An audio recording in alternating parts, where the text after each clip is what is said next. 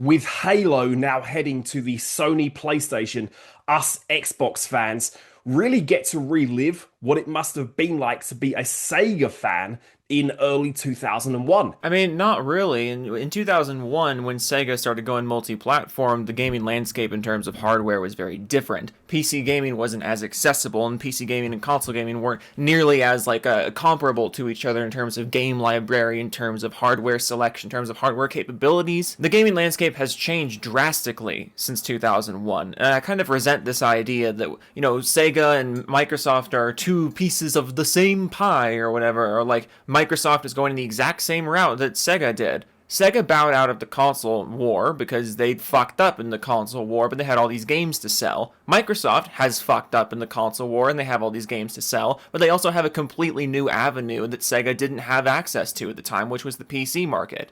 When Sega, of course, came out and announced that the Dreamcast would be ceasing production, that they would no longer be producing games for the Dreamcast, and that their whole venture into the path of video gaming hardware was coming to an end. Except Microsoft's time in gaming hardware isn't coming to an end. They've made this clear many times. Do you actually understand what's going on, or are you just upset that the Halo game is now on a different platform, even though it's already been on a different platform? Master Chief Collection has been on PC for a long time. Halo Infinite literally launched on PC. There's going to be a lot of grandstanding in this video, a lot of moral high grounding in this video, and intellectual prowess. That's basically just going to be this guy trying to explain why it's totally different this time around. Even though when you look at it, when you look at gaming in the big picture, it really isn't any different this time around, and also it's a good thing. More games on more platforms is a good thing all the time. The age of exclusives is just kind of over because, like I said, the gaming hardware landscape has just changed so much over the past couple decades. But even if that weren't the case, we've seen what happens when console manufacturers just hold software hostage and use that as an excuse to not make their platform any better. Things get needlessly expensive for no reason. You get charged more money for less products. Performance standards go down. Originality in the software that's being paid for by the console manufacturer, that goes down. And software being held hostage by the hardware, software being used as an excuse for the hardware to not actually improve itself and listen to the consumer's demands, that's not a good thing. That going away is a good thing. And in the case of Halo and Microsoft, the writing's been on the wall for a long time. If you're mad that Halo is going to PlayStation, I have to ask, shouldn't you have had more than enough time to get over this by now? You had to have seen this coming. That is the level of seismic shift that the video game industry is now experiencing. However, the writing has been on the wall here for quite some time. I think you could have seen this coming. I saw it coming just over 3 years ago. Right, so why is this a seismic shift? Why is this like a giant, big, earth-shattering deal if, even by your own admission, the writing's been on the wall? And as, like I said, an almost 2 decades long gamer on Xbox, I did indeed jump ship over to PS5 and haven't really looked back. It's an odd shift to me. I can see going from Xbox to PC. In fact, I think a lot of people are going from Xbox to PC. But Xbox to PS5? I just don't get that. If you were on Xbox to begin with, I would imagine you have some investment in, the Xbox IP. Maybe you have investment in your achievement count or your gamer score. I don't know why I said achievement count. But your game library, maybe you were a fan of Game Pass. I don't know. I just find it strange to then jump ship and go to PlayStation, which is an infinitely more restrictive platform when you could have just gone to PC, where you get the PlayStation games and also all the stuff on Xbox's ecosystem that you have been invested in up to this point. I don't know. It's just weird. It's mostly inconsequential to everything he's about to say, but it's just odd. However, I am kind of getting a little bit sick and tired of these kumbaya content creators that want to celebrate this as some huge win for gamers and that now we can all come together and we can stop the console wars and fanboyism can go away and that's a real problem for the industry. Well, aside from the fact that I wouldn't really call myself a kumbaya YouTuber, I guess I am in the category of people that you're talking about here. I do think it's a good thing when exclusives go away. I do think that's good for the consumer because I do think fanboyism is a problem in the industry because fanboyism is what allows corporations to continue doing manipulative and, in my opinion, very disrespectful things to their consumer base. Fanboyism is what allows you to be taken advantage of. I've said it a million times, but if you're a fan of a certain platform and then the platform's exclusive games go away, not the games go away, but just they're not exclusive anymore. Like, the only thing that's changed is more people on other platforms have access to the games now, as well as you. If that upsets you and makes you not want the platform anymore, or it makes you see the platform as less than it was before, I think that means that the platform really wasn't worth buying in the first place, no? That, in my opinion, is a complete misreading of not only why people are angry, rightly so, in my opinion, in some respects, but also a misreading of the business and what exclusives did for video gaming and for video game consoles. I like how you said did, because you're right. Any positive impact that exclusives had on console gaming were in the past. It's past tense. Because the hardware landscape has shifted so much. Because the gaming landscape has shifted so much. Exclusives do basically nothing positive anymore, especially not for the consumer themselves. You get no benefit out of games being exclusive. But no, fucking fine. Go ahead and tell me why I'm misreading the industry and I'm misreading everything because I think exclusives going away is a good thing for the gamer. I'm very eager to hear how I'm the one misreading things. In a lot of ways. So I'm going to go through both of these key points in a little bit of detail and let's see if you guys agree with me. I'm Shooter, brand new gaming content creator here on YouTube and everywhere else you may be watching this video. Yeah, I'm just gonna skip ahead over his introduction. Mainly because I really fucking hate the thing that people do where they start the video and then like a minute and a half in, he's a minute and 44 seconds into his video and now he's introducing himself. If you're gonna introduce yourself, put the fucking intro in the beginning of the video. That's my pro YouTuber recommendation. That's my little piece of advice for you. Don't put your introduction almost 2 minutes into the video. Shit, at this point, don't even do intros. Don't even do intros like this. Like, what's up, guys? It's me, Joe from Seattle. You can fucking read the channel name. I'm sorry. It's such a pet peeve of mine. I hate when people introduce themselves. I think it's annoying enough when people introduce themselves in their videos. I think it's even more annoying when they do it so late into the video. Just don't. Like, that's my pro tip. Pro tip from Joe from Seattle, just fucking don't do this. Subscribe if you are new. I'm trying to bring an actual passion for video gaming back to video gaming content, which I think is kind of sorely missing at the moment. Oh, I love that. Love that. There's just no passion in video game content anymore, guys. There's just no passion. Because when you're trying to make a name for yourself and like really make it on YouTube, make it your identity, first thing you should do is just start swinging wild accusations at everyone else on YouTube. There's just no passion on YouTube anymore, guys. No passion. That's why I'm here. So less than 2 minutes into this video and you've already said that people disagreeing with you are just kumbaya-ing the whole thing and don't understand the whole situation. And also there's no passion for games anymore, guys. Also subscribe to me. Yeah, I'm not gonna do that, buddy. I'm not gonna do that because you kind of just sound like a condescending dick. So be sure to subscribe, hit like on this video, and leave me your comments below. I want to know what you think. I will do better than a comment. Do you agree with me that some of these other commentators are missing the point here? Well, I mean, someone's missing the point. Maybe we can put our heads together and figure out who it is.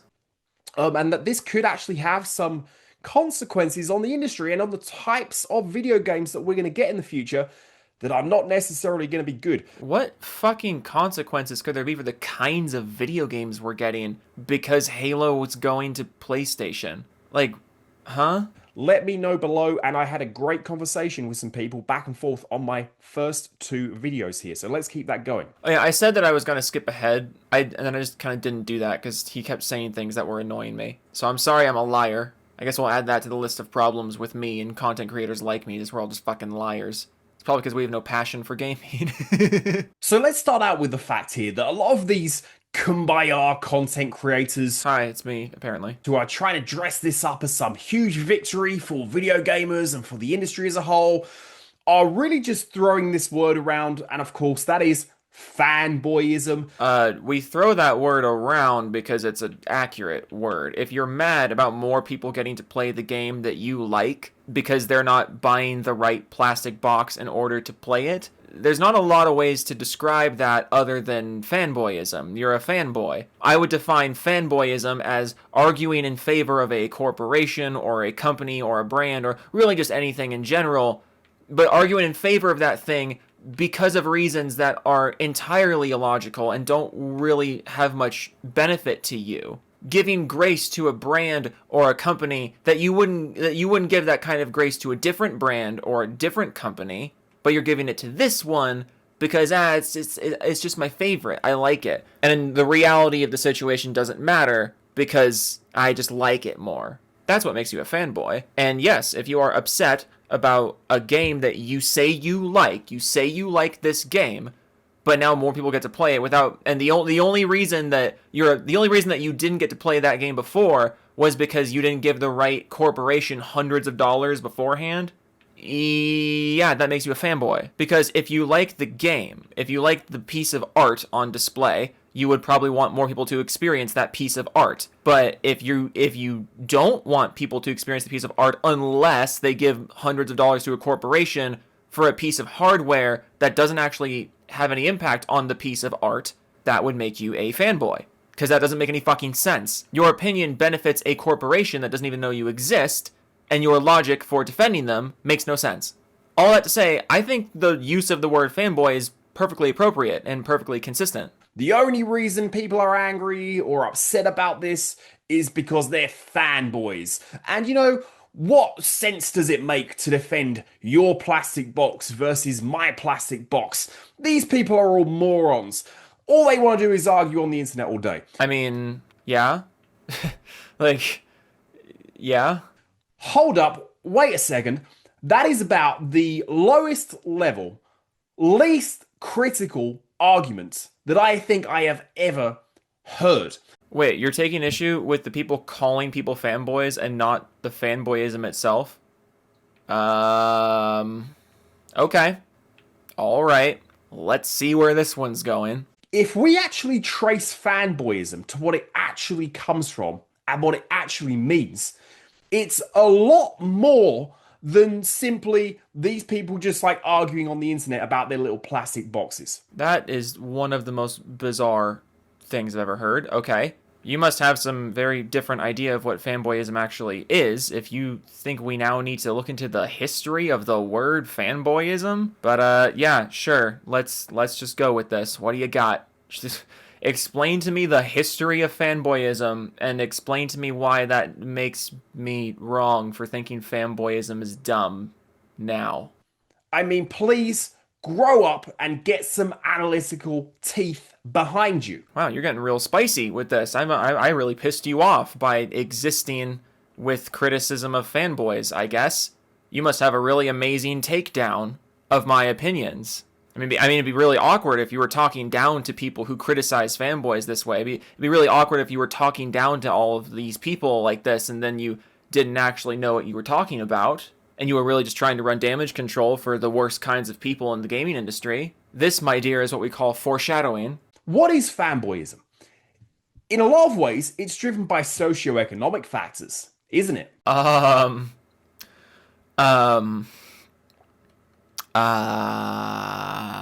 fact that if you're a kid and you're in a poorer household, or you're an adult who's struggling to make ends meet, you might have to make a choice. You might not be able to afford every single console out there, so you make a choice to buy one over the other. Oh my god. Okay, first of all, if we're actually trying to argue that console fanboys and just fanboys in general they're only fanboys because they're in poorer households or they're children, you need to spend way more time in this discourse before talking about the discourse. I'm not suggesting that you spend lots of time in the console fanboy conversation sphere because it's fucking mind-numbing, but also if you think the only people partaking in this are children from poor households, buddy, I don't even know what to say at this. I don't even know what to say to that part. But also, the fucking balls on you, sir. The fucking balls. You just made a long tirade about how it's like, people are just, it's so small-minded, or whatever fucking wording you used. You were talking down to people who said it's good for the industry, for games to be on multiple platforms. But then you just said, oh, well, think of the poor people who can only afford one platform. Yeah, I am thinking of those people. It's better for them too. If you can only afford one platform and your decision on what platform to get is being dictated by what software that platform is holding hostage, then yeah, you're not spending your money as effectively as you could. And you are the most affected by that fact. Like, think about this. There's a game you want to play, and you really are interested in this one game, but it's a console exclusive, and you can only afford one console. But since you can only really afford one console, that's the one you gotta get because that game was held hostage. But now, new scenario, that game that you really wanted to play is available on multiple platforms. Maybe it's available on a platform that you think is more financially accessible to you. Maybe now it's available on a platform that you think fits your needs as a consumer better. This fucking dickwad was just talking shit about you.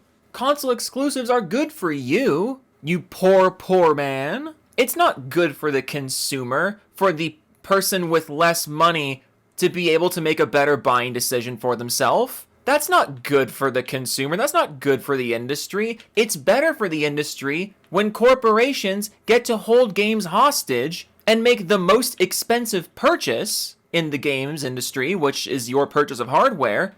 The industry is better off when that purchase is dictated by software being held hostage for absolutely no reason. And also, if you disagree with me, it's because you have no analytical thinking. You need to grow up and get some analytical thinking. Oh my god, you are a fucking asshole. Welcome to YouTube, boss. You're not gonna have a good time here.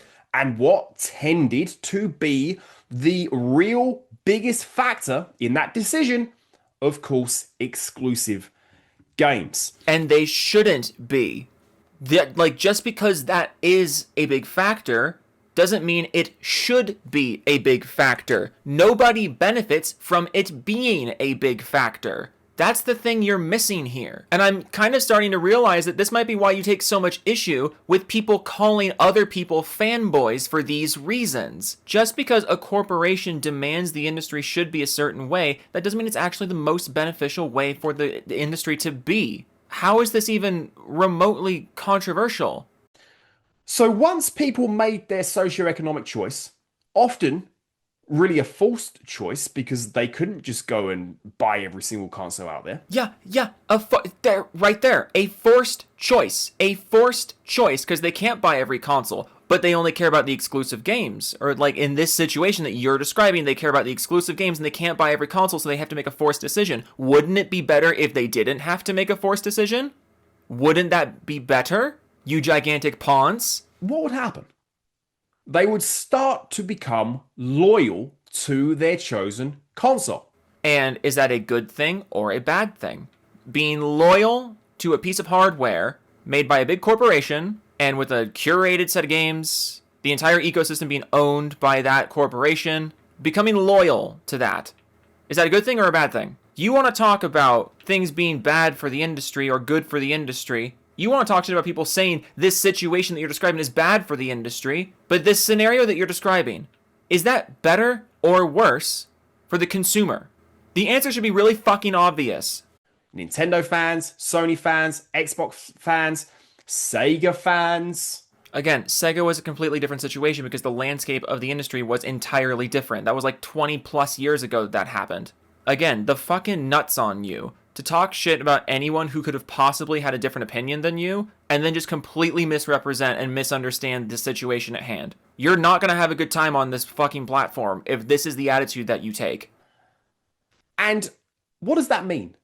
It means they want their console to do well.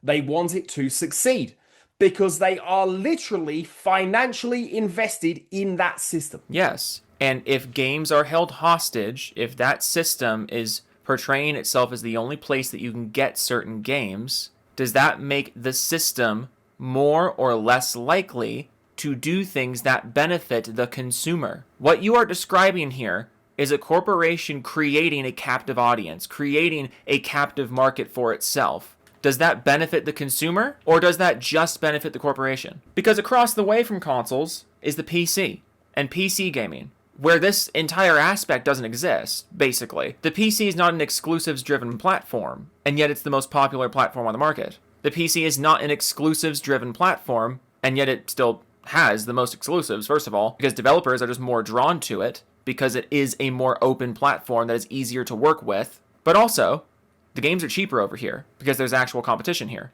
There's more creativity in the gameplay. There's more customization and personalization for the consumer over here, because it's not run by a corporation. And I don't mean for this to start sounding like a console versus PC thing, but what you're describing here is just a complete non-issue because the PC exists. You're saying, like, what would happen? Like, people, they need their platform to do well because they're invested in it. Like, the corporation needs to be successful for the platform to be good. Meanwhile, the most popular platform for gaming isn't run by a corporation. Like, oh, I invested in the platform and the games went somewhere else. I take it back to the original question. Wouldn't the whole situation be better if your buying decision wasn't based on software to begin with, and you didn't have to be rooting for a corporation to succeed in order for you to continue enjoying your hobby? Like, wouldn't that just be better all around? They want to know they've made the right choice with their system. Yeah, and if your buying decision came down to exclusive games and nothing else, full stop, you made the wrong choice. Because the games can go somewhere else. The hardware and the ecosystem of the hardware is an entirely different topic. If you made your buying decision based on exclusive games and nothing else, full stop, you made the wrong decision. And it's nice to see so many people waking up to that. And what comes from that? Next step along the line here. It's not just my plastic box versus your plastic box. I mean, it kind of is.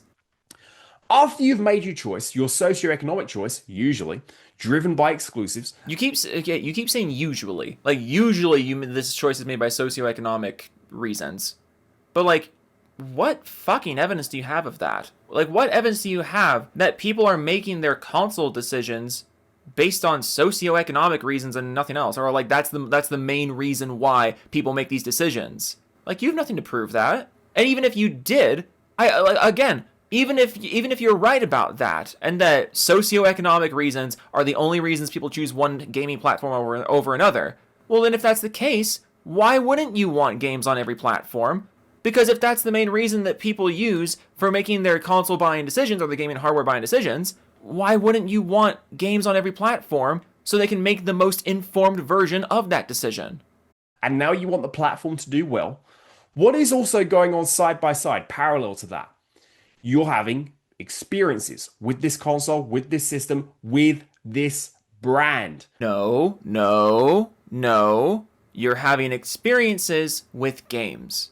You're having experiences with the hobby. The brand is not your friend. It's not your dog that you're bringing along for the ride. It's not your buddy playing split screen with you. It's just the brand. Earlier in the video, you were mocking people who said fanboyism is bad for the industry. This is literally why. You may be having experiences with the hobby, and the brand may be associated with those experiences. But would those experiences exist outside of the brand? The answer is yes. So why does a brand have to be so closely tied to this? It's a trick question. It doesn't have to be. Usually, great experiences. And you're probably building a little bit of a community along the way here. It's so funny. You spent the first minute and a half of the video trying to act like you were so much smarter than everyone else and you totally understood this better than everyone. And then if you call people fanboys, it's because you misunderstand what fanboyism is. And the only thing you've done since then is just bark out every single console fanboy talking point. Like, buddy, I think we figured out why this bothers you so much. You're making friends, whether that be in the playground, whether that be online. And you're building a group of people that share a similar set of interests. What do people with a similar set of interests tend to want to do? Look out for, defend, and care about their chosen set of interests. Yeah, and that's why actual gamers talk to each other about games. That's why actual gamers don't give a fuck about any of this. So please don't just break this down to idiots on the internet, or unwarranted anger, or just stupid fanboys. No. It's a lot deeper than that. And if you do feel betrayed, you do feel angry, you are right to have those feelings. And I think anyone who's holding that against you right now is doing not only you a disservice, but I think video gaming as a whole a disservice. My God. My God. How far am I into this video? Holy shit. I am a whopping 6 minutes in. I'm about to start fucking crying. Buddy, I need you to bring this home. I need you to bring this home. There is no fucking way I'm doing another 9 minutes of this. And really showing a level of disrespect to the gamer that is unfortunately becoming all too unique in this industry. I'm sorry, it's showing disrespect to the gamer to criticize corporations and artificial monopolies. That's disrespectful to the gamer. But the existence of that shit is not disrespectful to oh my god, I can't talk. Like, how is criticism of the thing more disrespectful to the gamer than the actual thing? And how do you see yourself as the intellectual bigger person here? Like, this is the most r/PS5 argument I've ever heard in my life. All too ubiquitous in this industry at the moment. Let's move on to some business issues when it comes to exclusives and what these mean for the gaming industry broadly. Yeah, no, totally. Because after all you've said, I want to hear your opinion on business. I think you have a great brain for business. Because these two are forgotten by the kumbaya content creators celebrating the emergence of Halo on PlayStation and the death of Xbox as some great thing. Wait, it's ignored by us, and we misunderstand the business because we ignore these things. Buddy, we're not the ones making the business decisions. We're not the ones making the decisions of the corporations to do these things in the first place. The corporations are the ones deciding to do the things. And if the corporations are the ones deciding to do the things, don't you think they would know more about the business side than you? Exclusives drive a platform forward. Maybe they used to, but they certainly don't anymore. What happens when you live in a world where everything is accessible everywhere all the time? Yeah, we already live in that world, actually. It's called PC gaming. This is why I brought it up earlier. PC gaming has access to everybody's games, and it's the biggest platform, because PC gaming, as a platform, is driven by actual competition, not just flogging the hardware and showing off which exclusive game has the best fucking sweat pores. PC gaming is not a corporately owned market. It's a market that's more or less owned and operated by the gamers themselves. And it's also the biggest market. That's not a coincidence. That is kind of the entertainment environment that we live in at the moment, isn't it? Has entertainment gotten better for that?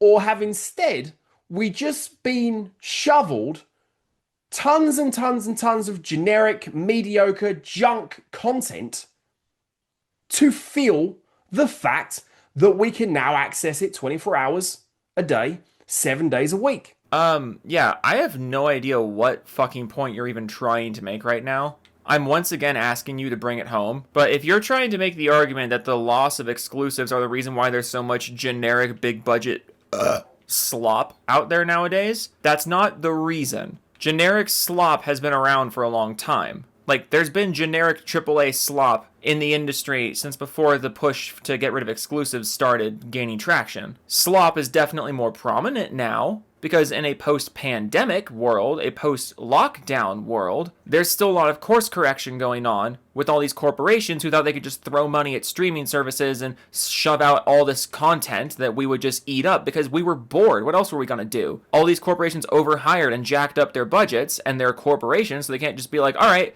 that part's over. No, they got to keep that constant growth, that constant output, that constant big budget spending going, even though nobody wants it anymore. And we didn't even really want it in the first place. We were just engaging with it because, again, what the fuck else are we going to do? We were all in lockdown for a year and a half, 2 years, depending on where you lived. This is why it bothers me so much when people like you talk like intellectuals who really understand who really understand what's going on. And it's like you're not even acknowledging the biggest reasons behind the thing that you're complaining about. I can tell you exactly why there's still so much slop in the industry, and it has nothing to do with console exclusivity or the lack thereof. It's just corporations being corporations, which makes it extra ironic that you've made this long video in defense of corporations now. Do we want video gaming to go down the same road? Because Microsoft is essentially telling us that is what they're going to do, which we'll come back to in a second. Wait a minute. So you're saying there's a whole bunch of slop in the entertainment world now, which you're correct, there is. But because Microsoft is abandoning exclusives, which I also think is funny that you're saying that you're acting like they're only just now abandoning exclusives. They abandoned exclusives a long time ago. I don't know if you just weren't paying attention, but they did this a while ago. But you're arguing that because Microsoft is now abandoning exclusives, that means they're going to make more slop, or they're going to contribute to there being more slop, even though Microsoft making games for more platforms means that they're not relying on their name recognition of the console and of these IP to sell them anymore. They need to actually make good games and give them to everybody to sell them now. Which, wouldn't that mean the future is going to be full of less slop? Exclusives should give your brand an identity. And you know who is the master of doing this? Of course you do. It's Nintendo. And that's why Nintendo has never made an unsuccessful console, right? Right? Right? Have Nintendo experimented with doing other things with their brands? You bet. But what do they still, to this very day, primarily use their brands to do? Make money. Drive console sales.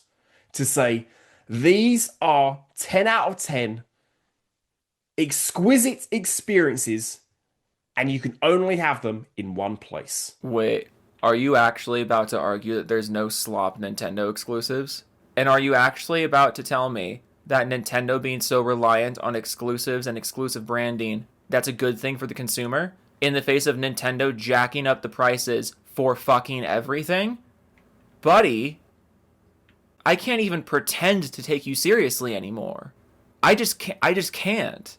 How are you a real person? None of this is true. All of these things, on their face, are not true.